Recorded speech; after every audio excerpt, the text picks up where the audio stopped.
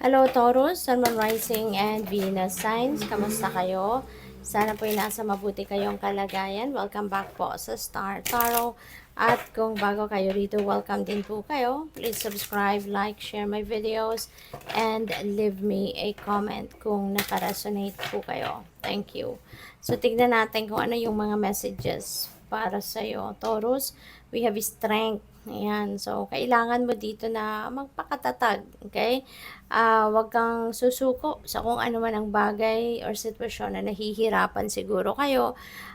That is not a reason to give up. Ano? Bagkus, it's about time na para gisingin mo na yung lakas ng loob ninyo, yung tapang ninyo, yung courage, yung bravery ninyo. Time na para gisingin mo yan. Alright? At para na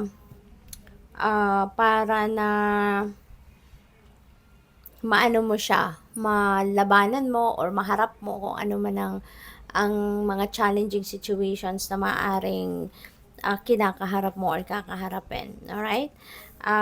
We have Hanged Man energy. This is a time to reflect, time to do some introspection.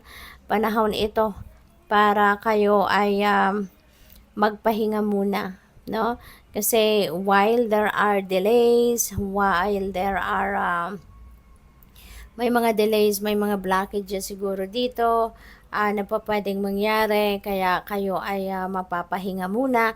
So, take advantage of that opportunity para makapag-reset din kayo ng sarili ninyo, makapagpahinga, makapag-relax, muni-muni kayo, no? Because you never know, baka merong mga bagong ideas, bagong perspective, new epiphanies that might come in din dito na pwedeng makatulong sa iyo, 'di ba? Na baka ma-lead kayo nito towards a different direction wherein baka yon ang mas dapat ninyong asikasuhin, baka yon ang mas dapat ninyong intindihin, no? Sa ngayon. So, what else? We have 8 of Swords. Ayan. So, pwede rin, ano, na yung nakakapag-delay sa inyo ng kung ano man ang dapat ninyong gawin moving forward is yung nagsiself-sabotage kayo. Baka pwedeng meron takot kayong nararamdaman dito, meron kayong doubts, merong pagdadalawang isip siguro kayong nararamdaman, kaya maaring yon ang pumipigil din sa inyo, no, from moving forward.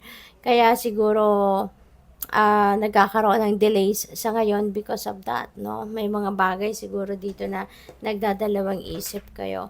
Kaya tama lang, no, na mag-isip-isip kayo. Gamitin niyo yung oras na yan na nagkakaroon ng pagtigil, no, ang lahat. Examinin mo ang inyong sarili.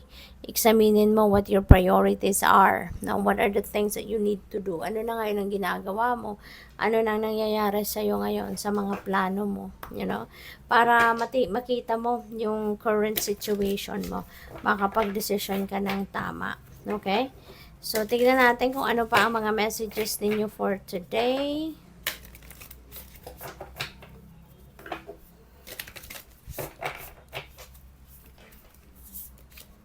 We have stillness. Ayan. So, definitely, ito yung kailangan mo talaga, Taurus. Kasi when you are totally distancing from kung ano ang inyong mga pinagkakaabalahan, at mag-focus ka mag-tune in ka sa sarili mo, sa soul mo, um, sa higher self mo, you know, kailangan mo muna na mapag-isa, kailangan mo muna na mag-me time ka para nang sa gayon maisip mo, no, maisip-isip mo yung mga nangyayari sa buhay mo. It's time, no, nakikita ko dito, it's time for you to re-evaluate what is happening in your life. Kasi baka nawawalan kayo ng direction sa ngayon, or baka may mga bagay kayo na gustong gawin pero there are other things, no, na maaaring kumukuha ng inyong attention, na didistract ka.